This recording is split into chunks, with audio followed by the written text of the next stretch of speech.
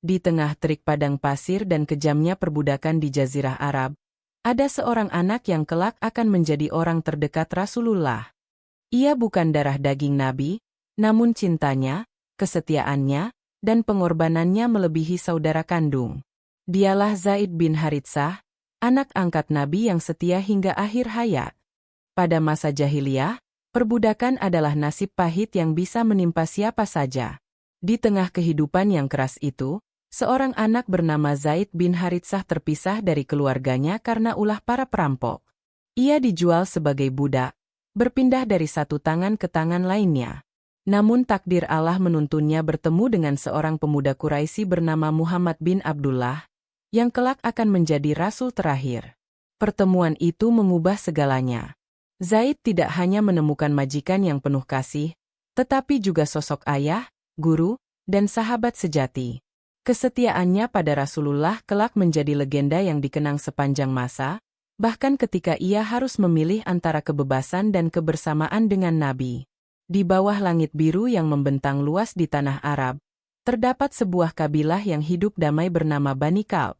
Di sanalah seorang anak bernama Zaid bin Haritsah lahir dan tumbuh. Ayahnya, Haritsah bin Syarahil, adalah seorang tokoh terpandang dan pemberani di kabilah tersebut. Ibunya, Suda binti Talabah, dikenal penuh kasih sayang, selalu menjaga Zaid kecil dengan penuh cinta. Kehidupan mereka sederhana, namun dipenuhi kebahagiaan. Sejak kecil, Zaid dikenal cerdas, ceria, dan tangkas. Ia sering berlarian di antara tenda-tenda, bermain dengan teman-temannya di bawah sinar matahari padang pasir. Ayahnya kerap mengajarinya memanah dan berkuda, bekal penting bagi seorang anak laki-laki Arab pada masa itu. Setiap malam, keluarganya berkumpul di sekitar api unggun, saling bercerita kisah-kisah nenek moyang mereka yang penuh keberanian. Namun, kebahagiaan itu tak berlangsung lama. Suatu hari, saat Zaid masih berusia sekitar 8 tahun, kabilah mereka diserang oleh sekelompok perampok dari kabilah lain. Serangan itu datang mendadak ketika para pria dewasa sedang berada jauh dari perkampungan untuk menggembala. Teriakan, debu, dan suara kuda menderap memenuhi udara. Dalam kekacauan itu, Zaid yang sedang bermain di dekat perbukitan dikepung dan ditangkap. Ia meronta, berteriak memanggil ibunya, namun tangannya diikat dan tubuhnya diangkat ke atas punggung kuda tanpa ampun. Perjalanan panjang dimulai. Zaid dibawa menembus padang pasir selama berhari-hari, jauh dari rumahnya. Tangisnya tidak digubris. Ia mulai menyadari bahwa dirinya telah menjadi tawanan, dan nasibnya kini tergantung pada mereka yang membawanya. Setelah menempuh perjalanan yang melelahkan, ia akhirnya dijual di pasar budak, sebuah tempat yang ramai namun penuh penderitaan. Di pasar itu, manusia bukan lagi manusia.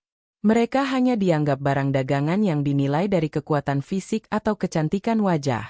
Zaid yang masih kecil menjadi perhatian karena tubuhnya sehat dan matanya tajam, tanda kecerdasan. Tak lama, ia dibeli oleh seorang pedagang kaya dari Makkah bernama Hakim bin Hizam. Hakim membawa Zaid ke rumah bibinya, Khadijah binti Huwailid, seorang wanita bangsawan Quraisy yang terkenal bijak dan dermawan. Saat itu, Khadijah belum menikah dengan Muhammad. Ia menerima Zaid sebagai pelayan rumah, namun memperlakukannya dengan kelembutan yang jarang diberikan kepada seorang budak. Beberapa tahun kemudian, Khadijah menikah dengan seorang pemuda yang dikenal dengan julukan Al-Amin, yakni Muhammad bin Abdullah. Muhammad dikenal jujur, amanah, dan penuh kasih. Saat Khadijah melihat betapa Muhammad memperlakukan semua orang dengan adil dan penuh hormat, ia menghadiahkan Zaid kepada suaminya. Sejak hari pertama berada di rumah Muhammad, Zaid merasakan perbedaan besar. Tidak ada bentakan, tidak ada cambukan, tidak ada penghinaan. Muhammad berbicara padanya layaknya berbicara kepada seorang saudara atau anak. Zaid diajak makan bersama, diajak berbicara, bahkan sering diajak berjalan di sekitar kota. Perlahan, luka batin akibat penculikan dan perbudakan mulai sembuh. Namun di kampung halamannya, keluarganya tidak pernah berhenti mencari. Haritsah, ayah Zaid, berkelana dari satu kabilah ke kabilah lain, menanyakan keberadaan anaknya. Ia mengirim utusan, mengeluarkan biaya besar, dan memohon kepada siapapun yang mungkin mengetahui jejak Zaid.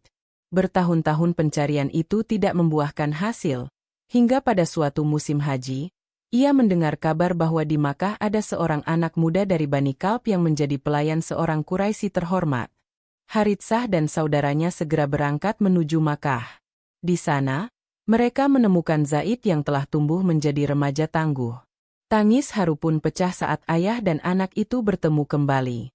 Haritsah memeluknya erat, berjanji akan membawanya pulang dan membebaskannya dari status budak. Namun, disinilah takdir Allah menunjukkan arah yang mengejutkan. Zaid menatap ayahnya, lalu menoleh kepada Muhammad. Ia menyadari bahwa di rumah Nabi, ia mendapatkan bukan hanya makanan dan pakaian, tetapi juga kasih sayang yang tulus dan penghormatan yang jarang dimiliki seorang budak.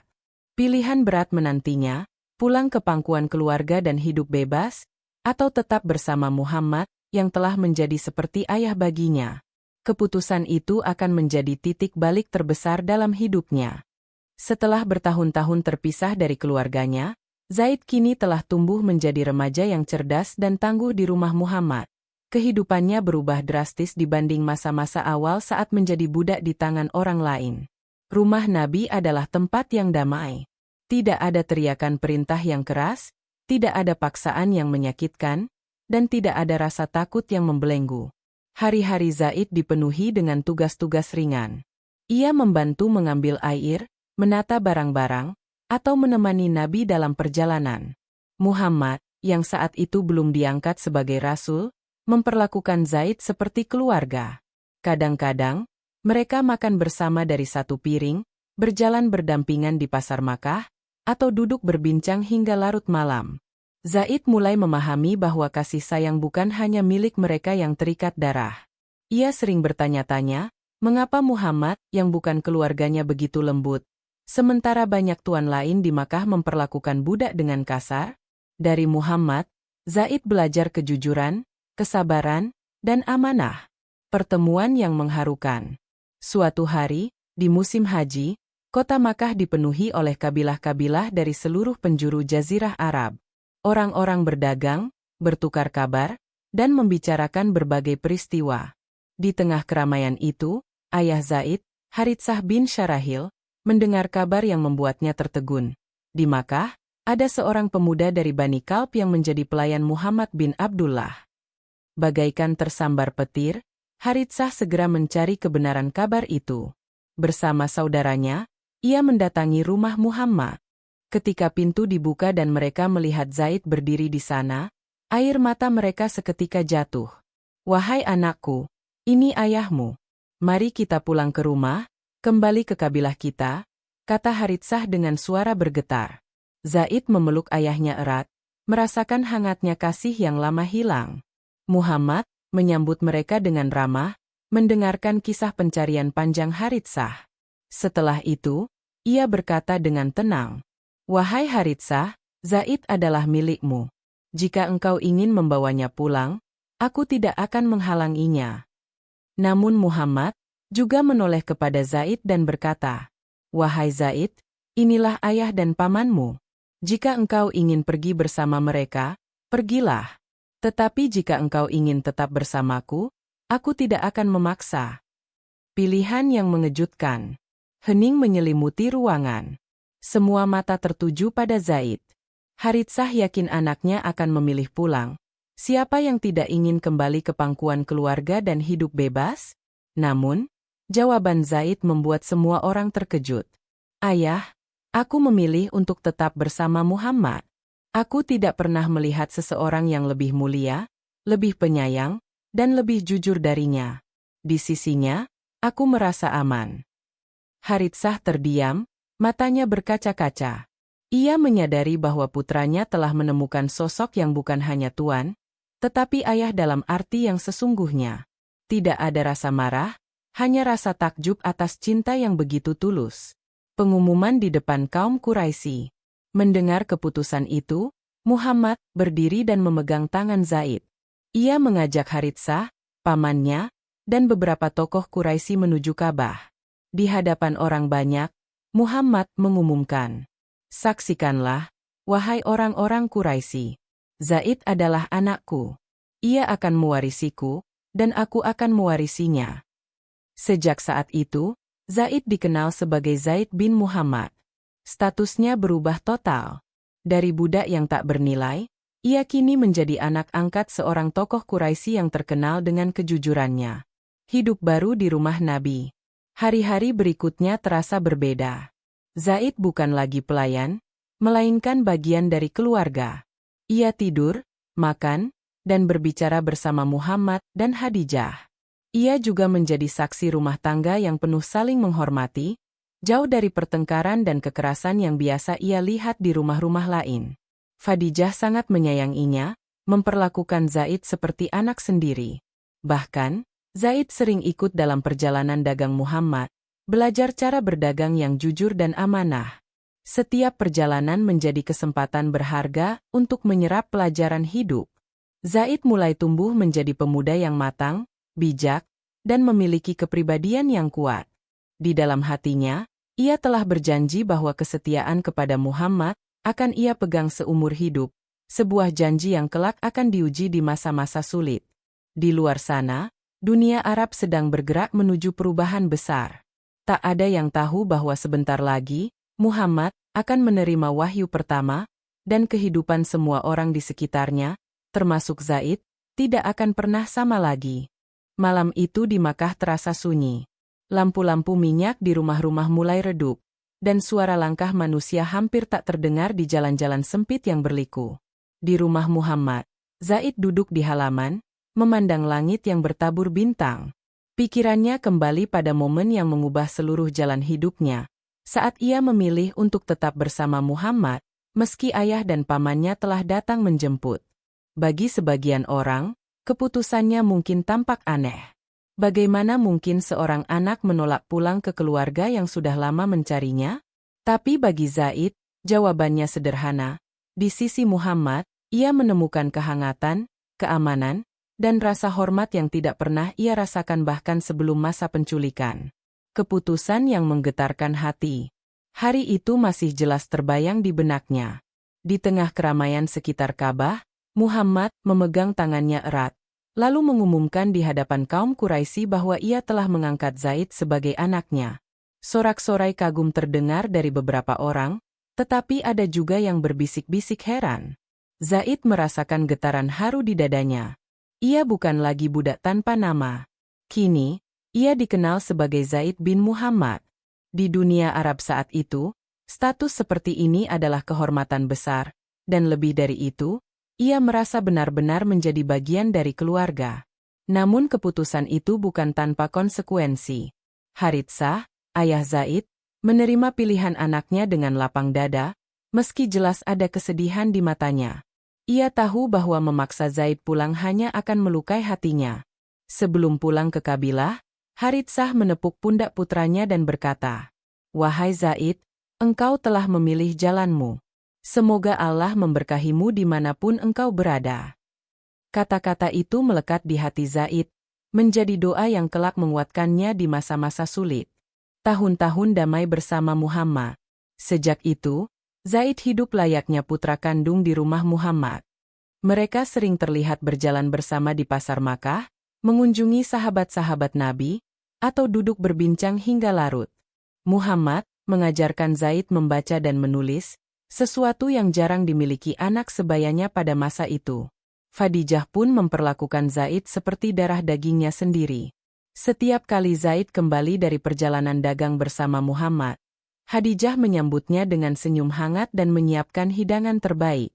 Rumah mereka dipenuhi rasa saling menghormati, sesuatu yang membuat Zaid merasa ia berada di tempat yang tepat. Namun, ketenangan itu mulai berubah ketika tanda-tanda kenabian mulai muncul. Muhammad sering mengasingkan diri di Gua Hira, merenungi ciptaan Allah, memikirkan kondisi masyarakat Makkah yang dipenuhi kemusyrikan, kesewenang-wenangan, dan kesenjangan sosial. Zaid tidak memahami sepenuhnya apa yang sedang dipikirkan ayah angkatnya, tetapi ia merasakan ada sesuatu yang besar akan terjadi. Saat wahyu pertama turun. Hari itu, Muhammad pulang dari Gua Hira dengan wajah pucat dan tubuh bergetar. Khadijah segera menyelimutinya, dan Zaid menatap dengan cemas. Muhammad menceritakan bahwa seorang malaikat datang membawa wahyu dari Allah, memerintahkannya untuk membaca Iqra. Sejak saat itu, kehidupan Zaid berubah. Muhammad mulai berdakwah secara sembunyi-sembunyi, mengajak orang-orang terdekat untuk menyembah Allah yang Esa. Zaid adalah salah satu dari orang pertama yang diajak, dan tanpa ragu ia berkata, "Aku bersaksi bahwa tiada Tuhan selain Allah, dan engkau adalah utusannya." Baginya, beriman kepada Allah dan Rasul-Nya adalah hal yang alami. Ia telah mengenal pribadi Muhammad selama bertahun-tahun, kejujurannya, kebaikannya, dan kebijaksanaannya.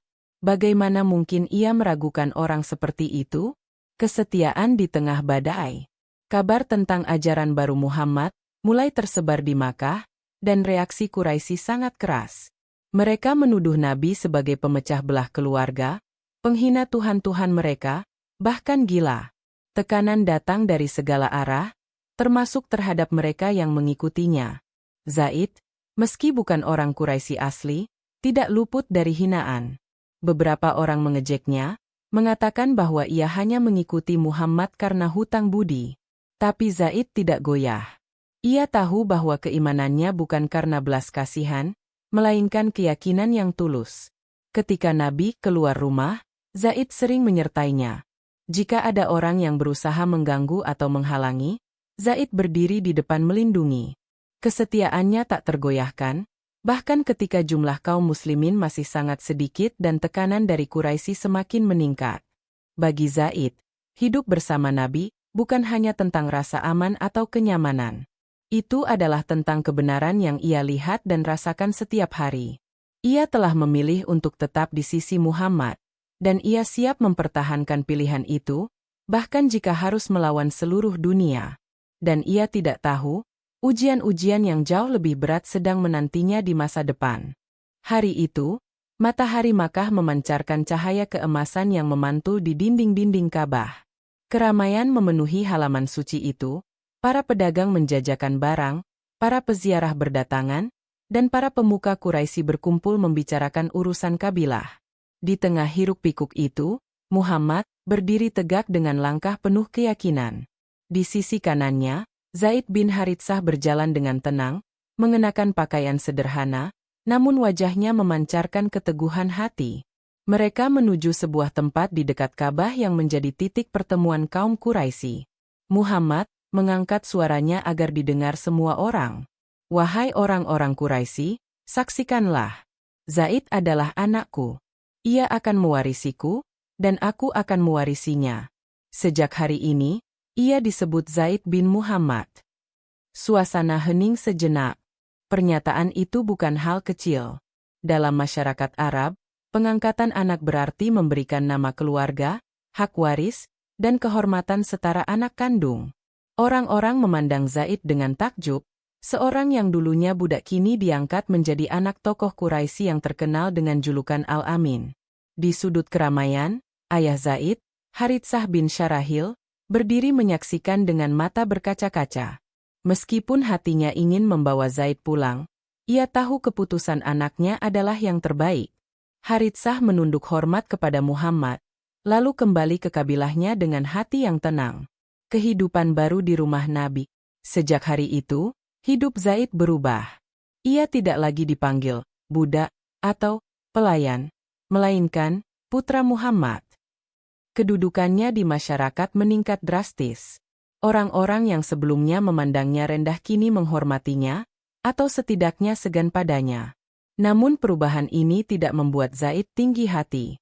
Justru, ia semakin rendah hati dan berusaha membalas kasih sayang ayah angkatnya dengan pengabdian yang tulus. Ia mengurus berbagai urusan rumah tangga, membantu Nabi dalam perjalanan dagang, dan mendengarkan dengan seksama setiap nasihat yang diberikan. Di rumah itu, ia hidup berdampingan dengan Khadijah, yang memperlakukannya seperti anak sendiri. Tidak pernah ada kata-kata kasar, apalagi perlakuan yang menyinggung masa lalunya. Di mata Khadijah, Zaid bukan bekas budak, melainkan anggota keluarga yang sah. Menjadi bagian dari dakwah awal. Saat wahyu mulai turun dan Muhammad diangkat menjadi rasul, Zaid menjadi salah satu saksi dan pendukung terdekatnya. Ia termasuk dalam barisan as-sabiqun al-awwalun, orang-orang pertama yang beriman kepada Islam. Di masa itu, jumlah muslim sangat sedikit. Khadijah, Ali bin Abi Thalib yang masih remaja, Abu Bakar as-Siddiq, dan Zaid. Mereka salat secara sembunyi-sembunyi di tempat-tempat yang aman, jauh dari pengawasan Quraisy. Bagi Zaid, keberadaan Nabi bukan hanya sebagai ayah, tapi juga sebagai guru spiritual. Ia melihat langsung bagaimana Nabi sabar menghadapi ejekan, tuduhan gila, dan tekanan dari para pembesar Quraisy. Dari situ, Zaid belajar arti kesabaran, keberanian, dan istiqomah di jalan Allah. Ujian dari masyarakat. Meskipun status sosialnya naik, Zaid tidak luput dari ujian. Sebagian orang Quraisy memandang rendah karena asal-usulnya sebagai mantan budak. Ada yang berbisik-bisik di belakangnya. Dia hanya menjadi mulia karena Muhammad. Tanpa itu, siapa dia? Namun Zaid tidak pernah menanggapi hinaan itu. Ia tahu, kehormatannya bukan berasal dari garis keturunan, tetapi dari akhlak dan pengabdiannya. Lebih dari sekali, ia membela Nabi secara fisik ketika orang-orang Quraisy mencoba mengganggu atau menyakiti beliau. Ketika Nabi dilempari batu atau dikatai dusta, Zaid berdiri di depan melindunginya. Kesetiaannya membuatnya menjadi salah satu orang yang paling dipercaya Nabi. Janji di dalam hati. Suatu malam, ketika suasana Makkah sepi dan hanya terdengar desiran angin gurun, Zaid duduk di samping Nabi, di halaman rumah. Langit dipenuhi bintang, dan cahaya bulan memantulkan sinar lembut di wajah mereka. "Wahai anakku," kata Nabi, "jalan yang kita tempuh tidak akan mudah. Akan ada ujian, penderitaan, dan bahaya. Apakah engkau siap bersamaku?" Tanpa ragu, Zaid menjawab, "Wahai Rasulullah, sejak hari aku memilih tinggal bersamamu, aku telah mengikat janji dalam hatiku. Aku akan bersamamu, dimanapun dan kapanpun, sampai akhir hidupku." Janji itu kelak akan ia buktikan, bukan hanya di masa damai, tapi juga di medan perang, bahkan hingga titik darah penghabisan. Dan saat itu, di kejauhan, bayang-bayang ujian besar mulai terlihat. Quraisy mulai merencanakan cara untuk menghentikan dakwah Muhammad, dan siapapun yang berada di sisinya akan ikut menjadi sasaran. Langit malam di Makkah tampak bertabur bintang, tetapi hati Muhammad sedang diliputi rasa yang belum pernah ia rasakan sebelumnya. Beberapa hari terakhir, beliau sering menghabiskan waktu di Gua Hira, menjauh dari keramaian kota, merenungkan keadaan masyarakatnya yang tenggelam dalam kesirikan, kemaksiatan, dan kesenjangan sosial. Hingga pada suatu malam yang penuh rahasia itu, malaikat Jibril datang membawa wahyu pertama. "Iqra, bismi rabbika alladzi khalaq." Bacalah dengan menyebut nama Tuhanmu yang menciptakan. Tubuh Nabi bergetar, wajahnya pucat. Beliau turun dari Gua Hira dengan langkah tergesa, napas terengah. Setibanya di rumah, beliau meminta Khadijah menyelimuti tubuhnya yang menggigil. Zaid, yang berada di rumah saat itu, menatap penuh cemas. Belum pernah ia melihat ayah angkatnya dalam keadaan seperti itu. Khadijah menenangkan Nabi, dan setelah keadaan sedikit membaik, beliau menceritakan pertemuan luar biasa itu. Zaid mendengarkan dengan penuh perhatian, hatinya dipenuhi rasa takjub sekaligus rasa hormat yang semakin besar. Ia menyadari, inilah awal dari sesuatu yang akan mengubah dunia. Iman yang tanpa ragu. Tak lama setelah itu, Muhammad mulai mengajak orang-orang terdekatnya untuk menyembah Allah yang esa. Zaid termasuk orang yang pertama kali menerima ajakan itu. Tanpa keraguan, ia mengucapkan syahadat. "Aku bersaksi tiada Tuhan selain Allah, dan engkau adalah utusannya." Bagi Zaid, ini bukan sekadar ucapan. Ia telah mengenal Muhammad selama bertahun-tahun. Ia tahu bahwa beliau bukanlah pembohong, bukan pencari kekuasaan, dan bukan orang yang mengada-ada. Jika Muhammad mengatakan bahwa beliau adalah utusan Allah, maka itu adalah kebenaran yang mutlak. Sejak hari itu, Zaid menjadi Muslim sejati, Ikut serta dalam solat-solat rahasia yang dilakukan di rumah-rumah para sahabat atau di tempat-tempat tersembunyi. Ia merasakan kedamaian yang luar biasa setiap kali berdiri di belakang Nabi, mendengar bacaan Al-Quran yang indah dan penuh makna. Dakwah yang tersembunyi. Masa-masa awal dakwah Islam adalah masa penuh kehati-hatian. Jumlah Muslim masih sangat sedikit, dan Quraisy belum mengetahui secara luas tentang ajaran ini. Zaid sering ikut menemani Nabi, mengunjungi sahabat-sahabat yang baru masuk Islam, mengajarkan sholat, dan menyampaikan ayat-ayat yang baru diturunkan. Mereka sering memilih waktu malam untuk bertemu, agar terhindar dari pengawasan para pemuka Quraisy. Terkadang, mereka berkumpul di rumah Al-Arkam bin Abi Al-Arkam, yang kemudian dikenal sebagai Darul Arkam, pusat pertemuan rahasia kaum muslimin. Bagi Zaid, setiap langkah ini adalah bentuk pengabdian. Ia tidak hanya menjadi anak angkat Nabi dalam urusan rumah, tetapi juga menjadi pengikut setia dalam perjuangan menegakkan agama Allah. Bayang-bayang ancaman. Namun, rahasia itu tidak bertahan lama. Perlahan, kabar tentang ajaran Muhammad mulai menyebar. Para pemuka Quraisy merasa khawatir, bahkan marah.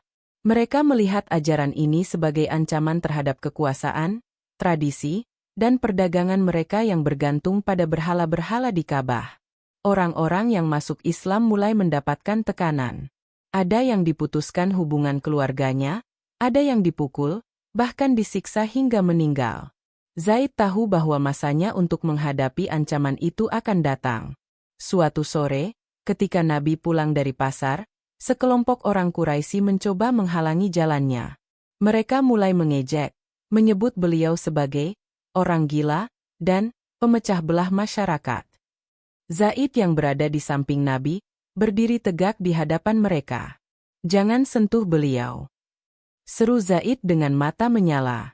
Meski jumlah mereka lebih banyak, keberanian Zaid membuat mereka ragu untuk melanjutkan gangguan. Nabi memegang bahunya dan berkata dengan lembut, "Sabar, wahai anakku. Kita akan hadapi semua ini dengan kesabaran." Cinta yang diuji. Semakin hari, tekanan Quraisy semakin keras. Namun, Zaid tidak pernah meninggalkan Nabi. Bagi Zaid, hidup tanpa Nabi bukanlah pilihan. Ia telah memilih untuk tetap di sisinya, tidak peduli sebesar apapun bahaya yang mengintai. Ia sadar, keputusannya dulu untuk tetap bersama Muhammad, bukan sekadar karena kenyamanan atau rasa aman. Itu adalah pilihan untuk hidup di jalan kebenaran, walaupun penuh rintangan.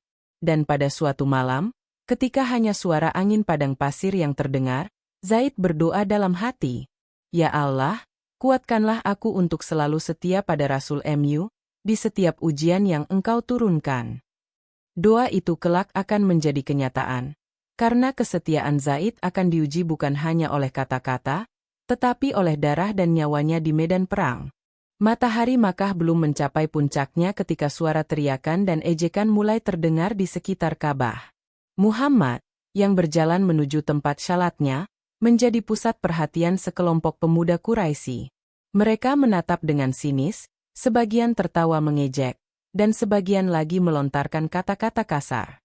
Sejak kabar tentang ajaran Tauhid menyebar, tekanan terhadap Rasulullah dan para pengikutnya meningkat tajam. Bagi para pemuka Quraisy, dakwah ini adalah ancaman terhadap keyakinan nenek moyang mereka, sumber pengaruh politik, dan keuntungan ekonomi dari para peziarah berhala. Zaid, yang berjalan di sisi Nabi, menggenggam tangannya dengan mantap. Matanya menyapu kerumunan, memastikan tidak ada yang berani melangkah terlalu dekat. Ia tahu bahwa ejekan bisa berubah menjadi lemparan batu kapan saja. Ketika ancaman menjadi nyata. Suatu hari, Nabi sedang sujud di dekat Ka'bah ketika Uqbah bin Abi Mu'ayth, salah satu tokoh Quraisy yang keras menentang Islam, diam-diam meletakkan kotoran unta di punggung beliau. Orang-orang di sekitarnya tertawa terbahak-bahak.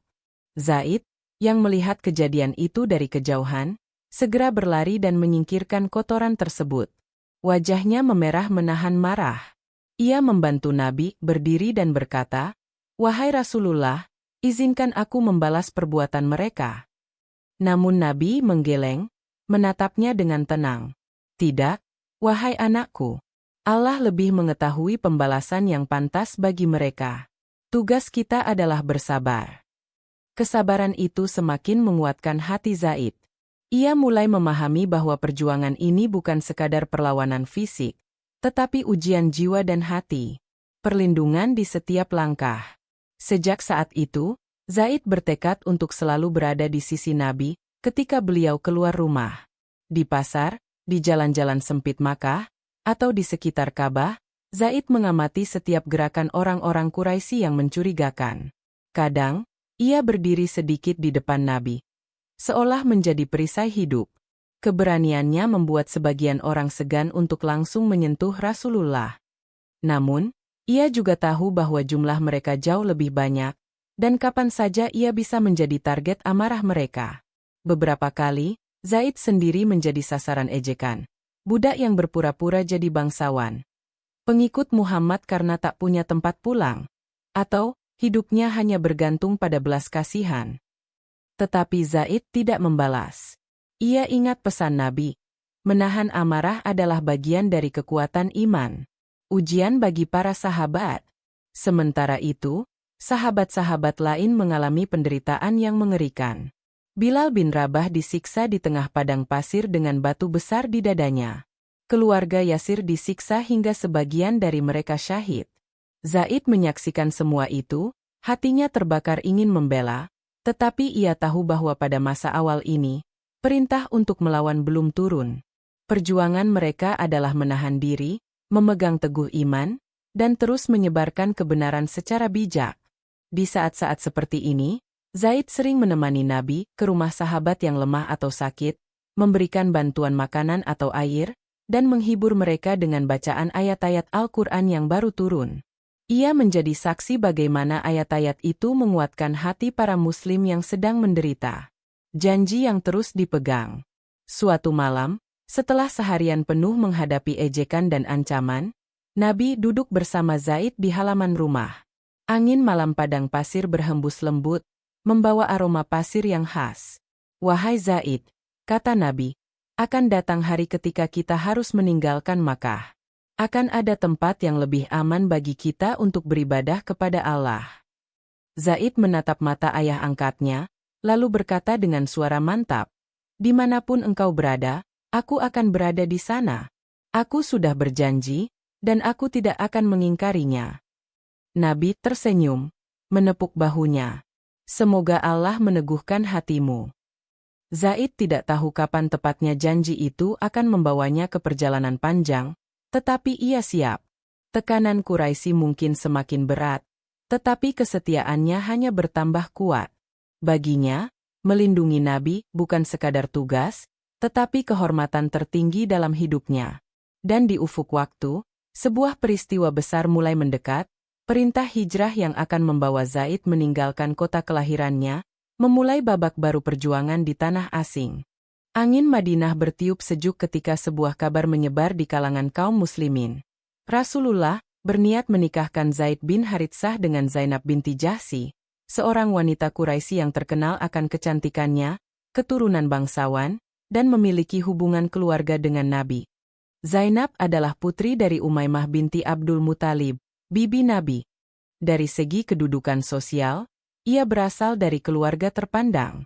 Sementara Zaid, meskipun sangat dicintai Nabi, dulunya adalah seorang budak yang dibebaskan. Perbedaan status ini menimbulkan rasa berat di hati Zainab. Awalnya, Zainab ragu menerima lamaran itu. Ia merasa pernikahan dengan Zaid adalah sesuatu yang tidak sejalan dengan kebiasaan masyarakat Arab pada masa itu. Namun, ketika turun ayat yang menegaskan ketaatan kepada Allah dan Rasul-Nya, Zainab tunduk pada perintah itu dan menerima. Dan tidaklah patut bagi laki-laki yang mukmin dan perempuan yang mukmin, apabila Allah dan Rasul-Nya telah menetapkan suatu ketetapan, akan ada bagi mereka pilihan yang lain tentang urusan mereka. Quran Surat Al-Ahzab 36. Dengan demikian, pernikahan itu pun terlaksana. Rasulullah sendiri yang memimpin akadnya. Semua sahabat hadir, menyaksikan bahwa ajaran Islam telah mematahkan sekat-sekat sosial yang selama ini mengikat masyarakat Arab. Awal yang penuh harapan. Pada awalnya, Zaid berusaha sekuat tenaga menjadi suami yang baik. Ia memuliakan Zainab, menyediakan yang terbaik untuknya, dan memperlakukannya dengan penuh kasih sayang. Namun, perbedaan latar belakang, kebiasaan, dan pandangan hidup mulai terasa. Zainab, meski berusaha taat, masih menyimpan rasa berat di hatinya. Ia menghormati Zaid sebagai Muslim, tetapi tidak merasakan kedekatan emosional yang mendalam. Kadang-kadang, perbedaan itu muncul dalam bentuk perdebatan kecil. Zaid, yang terbiasa hidup sederhana, terkadang merasa kewalahan memenuhi harapan Zainab yang terbentuk dari lingkungan keluarga bangsawan. Meski begitu, ia tetap sabar dan menahan diri dari kata-kata kasar. Ujian rumah tangga. Beberapa bulan berlalu, dan kabar tentang ketidakharmonisan rumah tangga mereka sampai ke telinga Rasulullah. Nabi, sebagai ayah angkat Zaid sekaligus sepupu Zainab, merasa sedih mendengarnya. Beliau menasihati Zaid untuk bersabar, memperbaiki komunikasi, dan tidak terburu-buru mengambil keputusan cerai. Namun, Zaid merasa bahwa kebahagiaan yang diharapkannya sulit terwujud. Ia beberapa kali meminta izin kepada Nabi untuk menceraikan Zainab, tetapi Nabi menasihatinya. Pertahankanlah istrimu dan bertakwalah kepada Allah. Muslim. Zaid mencoba lagi. Ia berusaha menyesuaikan diri, bahkan menahan diri dari mengeluh. Tetapi setiap kali masalah mereda, muncul lagi gesekan baru. Hatinya mulai lelah, dan ia merasa mungkin melepaskan adalah pilihan terbaik. Ketentuan Allah yang lebih besar. Pada akhirnya, Zaid mengambil keputusan untuk menceraikan Zainab. Keputusan ini bukan sekadar akhir dari sebuah rumah tangga, tetapi awal dari ketentuan Allah yang akan mengubah hukum dalam Islam. Tidak lama setelah masa iddah Zainab selesai, Allah menurunkan wahyu yang memerintahkan Nabi untuk menikahinya. Hal ini menjadi pelajaran penting bahwa anak angkat tidak sama dengan anak kandung, dan istri anak angkat yang telah diceraikan tidak haram bagi ayah angkatnya. Maka tatkala Zaid telah mengakhiri keperluan terhadap istrinya, menceraikannya, kami kawinkan engkau, Muhammad, dengan dia. Quran Surat Al-Ahzab 37. Bagi Zaid, meskipun perpisahan itu menyakitkan, ia menerimanya dengan lapang dada. Ia tidak merasa iri atau tersinggung, karena ia tahu semua itu adalah perintah Allah, bukan semata-mata pilihan manusia. Kesetiaan yang tak luntur. Setelah pernikahan Zainab dengan Nabi, Zaid tetap setia melayani dan melindungi beliau. Tidak ada dendam di hatinya, hanya rasa hormat yang semakin besar. Zaid memahami bahwa hidupnya adalah bagian dari rencana Allah yang jauh lebih agung daripada perasaannya sendiri. Di Madinah, Zaid terus melanjutkan perannya sebagai salah satu pejuang utama Islam. Ia membuktikan bahwa kesetiaan sejati bukan hanya terlihat ketika keadaan bahagia, tetapi juga ketika harus menerima takdir yang pahit dengan hati yang bersih. Dan di balik ujian rumah tangga itu, nama Zaid tetap tercatat dalam sejarah sebagai satu-satunya sahabat yang disebut langsung dalam Al-Quran. Sebuah kehormatan yang menjadi bukti betapa istimewanya kedudukan Zaid di sisi Allah. Madinah telah menjadi pusat kekuatan baru umat Islam. Seiring berjalannya waktu, tantangan yang dihadapi kaum muslimin bukan hanya persoalan dakwah, tetapi juga ancaman militer dari berbagai pihak. Di tengah situasi ini, Rasulullah membutuhkan sosok pemimpin lapangan yang bisa diandalkan. Dan salah satu yang paling beliau percaya adalah Zaid bin Haritsah. Zaid bukan hanya sahabat yang setia, tetapi juga seorang prajurit yang terlatih. Pengalaman hidupnya yang panjang, dari masa kecil sebagai tawanan, kemudian dibebaskan, hingga menjadi bagian keluarga Nabi, telah membentuk dirinya menjadi pribadi yang tangguh. Misi pertama sebagai komandan. Suatu hari, Rasulullah memanggil Zaid dan menyerahkan kepadanya bendera perang untuk memimpin pasukan Muslim menuju Wadi Al-Qura. Misi itu bukanlah misi besar seperti perang besar, tetapi sangat berisiko karena harus menghadapi suku-suku yang memusuhi Islam di wilayah tersebut. Di hadapan para sahabat, Rasulullah berkata, "Aku angkat Zaid sebagai pemimpin kalian. Taatilah dia, karena ia adalah orang yang terpercaya." Pasukan yang dipimpin Zaid bergerak dengan disiplin. Mereka berhasil menjalankan misi dengan sukses, mengalahkan musuh, dan membawa kembali rampasan perang tanpa kehilangan banyak prajurit. Keberhasilan ini membuat Zaid semakin diakui di kalangan sahabat sebagai pemimpin militer yang cakap. Kepercayaan yang berulang. Bukan hanya sekali, Rasulullah berkali-kali menunjuk Zaid menjadi panglima. Dalam beberapa ekspedisi, bahkan ketika pasukan yang dibawa cukup besar, Nabi tetap memilih Zaid di atas sahabat lain yang lebih tua atau dari kalangan Quraisy. Keputusan ini menunjukkan bahwa Nabi menilai seseorang bukan dari nasab atau status sosial, tetapi dari kemampuan, akhlak, dan loyalitasnya. Zaid, meskipun dulunya budak, mampu memimpin para sahabat mulia seperti Abu Bakar, Umar, dan Ali dalam misi-misi tertentu, dan mereka semua menghormati kepemimpinannya. Persiapan Perang Besar. Tahun ke-8 Hijriah, kabar duka datang dari utara. Seorang utusan Rasulullah yang dikirim ke Raja Busra untuk mengajak kepada Islam dibunuh oleh penguasa Ghassan yang bersekutu dengan Romawi Timur. Pembunuhan utusan adalah pelanggaran besar dalam tradisi diplomatik Arab, dan ini tidak bisa dibiarkan. Rasulullah memerintahkan pasukan besar, sekitar 3.000 orang, untuk bergerak menuju wilayah Myutah di dekat perbatasan Syam. Ini adalah pasukan Muslim terbesar yang pernah keluar dari Madinah hingga saat itu. Di hadapan seluruh pasukan, Rasulullah mengumumkan susunan komando. Zaid bin Haritsah sebagai panglima utama. Jika Zaid gugur, kepemimpinan beralih ke Ja'far bin Abi Thalib. Jika Ja'far gugur, pimpinan dilanjutkan oleh Abdullah bin Rawahah. Susunan ini menunjukkan betapa tingginya kepercayaan Nabi kepada Zaid. Tidak semua sahabat diberi kehormatan memimpin pasukan sebesar ini, apalagi menghadapi kekuatan sebesar Romawi Timur dan sekutu Arab mereka. Saat keberangkatan. Hari keberangkatan tiba. Udara Madinah pagi itu penuh rasa haru. Rasulullah melepas pasukan dengan doa. Berangkatlah kalian dengan nama Allah. Berperanglah di jalan Allah melawan orang-orang yang kafir kepadanya.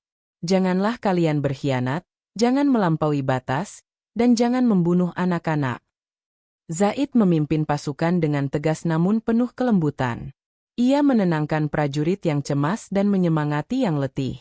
Ia tahu misi ini berat, pasukan Muslim akan berhadapan dengan kekuatan yang jumlahnya bisa mencapai puluhan ribu prajurit Romawi dan sekutunya.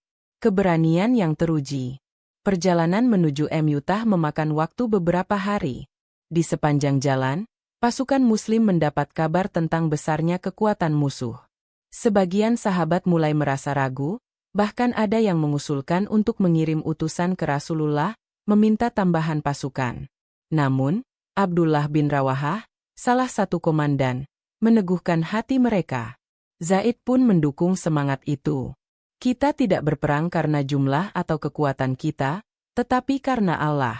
Menang atau gugur, tujuan kita adalah ridhanya.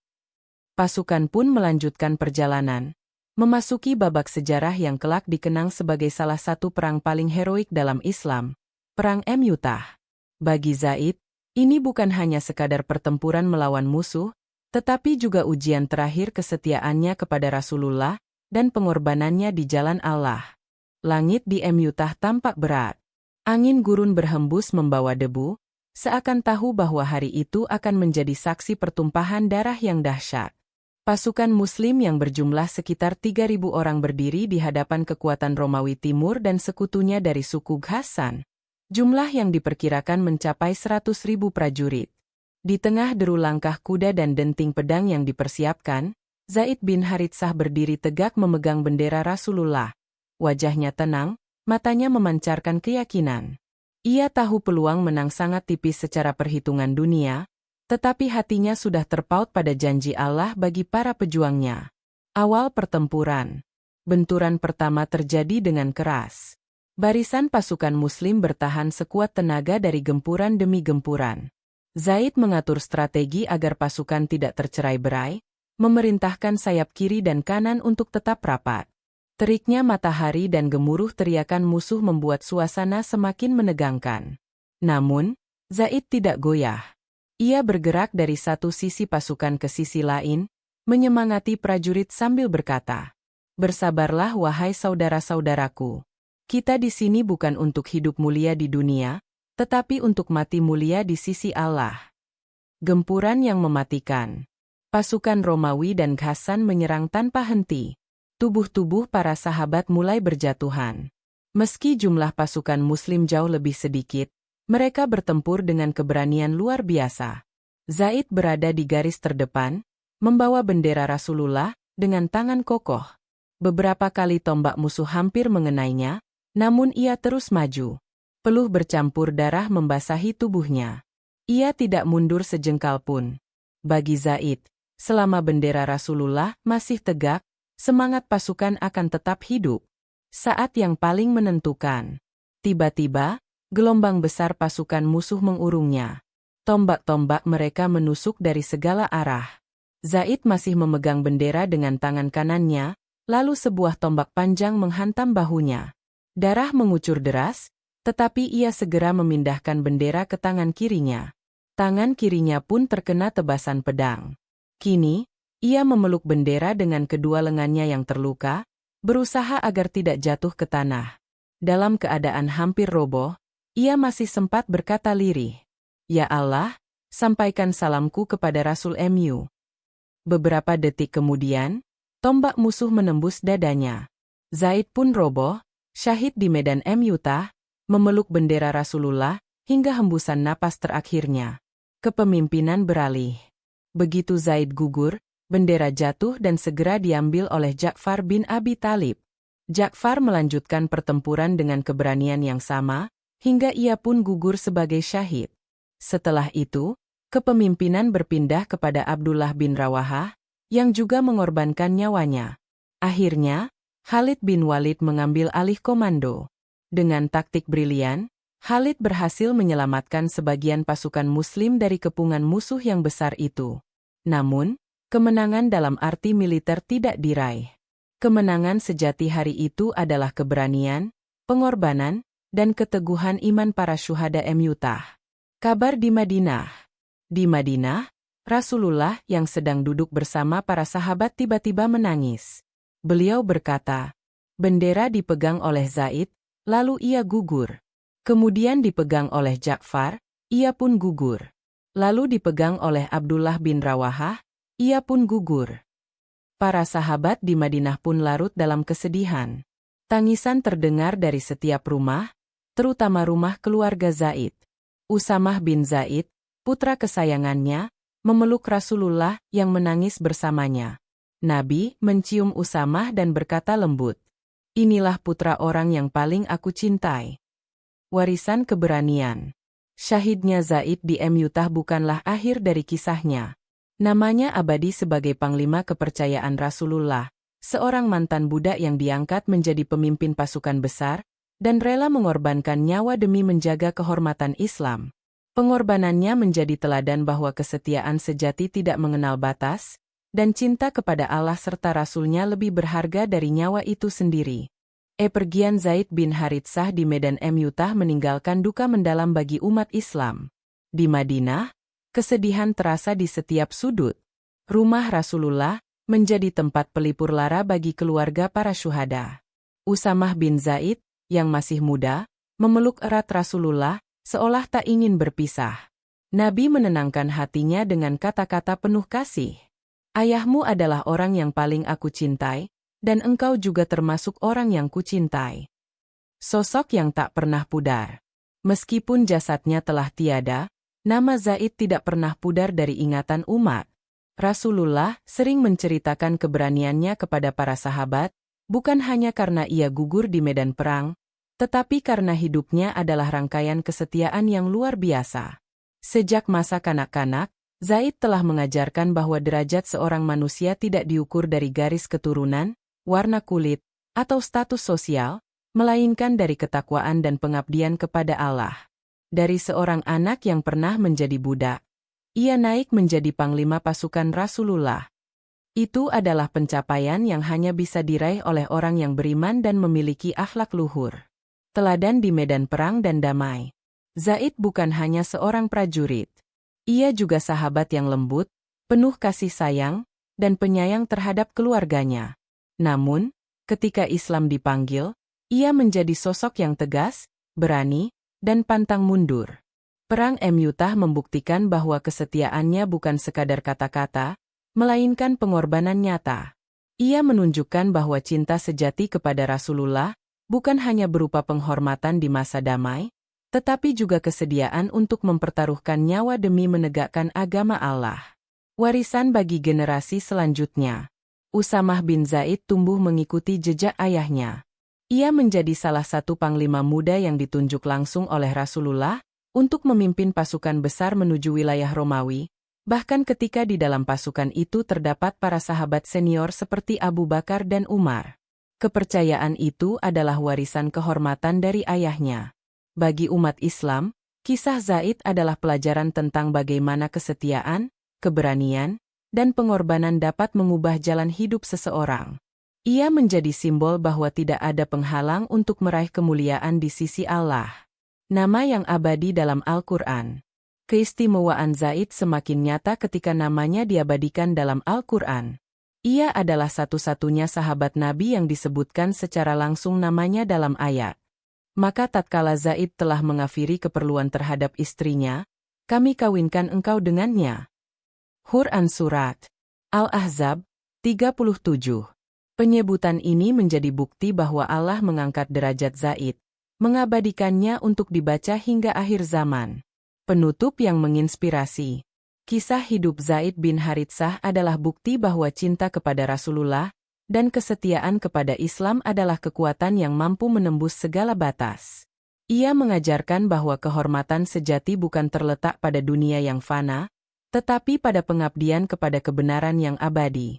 Hari ini, setiap kali nama Zaid disebut, yang terbayang bukan hanya seorang panglima perang, tetapi juga seorang sahabat setia yang mencintai Rasulullah dengan segenap jiwa dan raganya. Dan bagi siapa saja yang meneladani kesetiaannya, ia telah meninggalkan pesan abadi. Jalan menuju kemuliaan adalah jalan pengorbanan. Perjalanan hidup Zaid bin Haritsah adalah kisah luar biasa tentang bagaimana Allah mengangkat derajat hambanya yang tulus. Dari seorang anak yang terpisah dari orang tua, menjadi budak, lalu diangkat sebagai anak oleh manusia terbaik, Rasulullah, hingga dipercaya sebagai panglima perang. Kesetiaannya bukan hanya dalam suka, tetapi juga di tengah duka. Ia tetap berada di sisi Rasulullah saat banyak orang meninggalkannya, dan ia rela mengorbankan nyawa demi agama Allah di medan Mu'tah. Warisan Zaid bukan sekadar kenangan sejarah, melainkan inspirasi yang relevan sepanjang zaman. Ia menunjukkan bahwa kehormatan sejati lahir dari pengorbanan, kesetiaan, dan iman yang teguh. Kini, namanya terpatri dalam Al-Quran, dibaca oleh jutaan lidah setiap hari, dan dikenang oleh hati-hati yang mencintai Allah dan Rasul-Nya.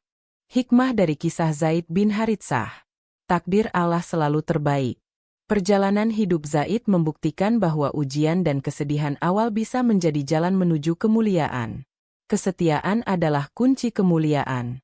Kesetiaan Zaid kepada Rasulullah membuatnya mendapatkan kepercayaan luar biasa.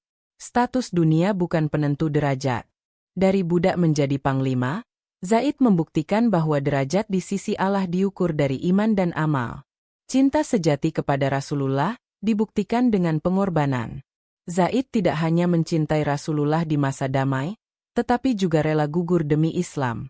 Pentingnya keberanian di jalan kebenaran. Keberanian Zaid di Perang Mu'tah adalah teladan bagi siapapun yang berjuang menegakkan agama. Warisan kebaikan mengalir kepada anak.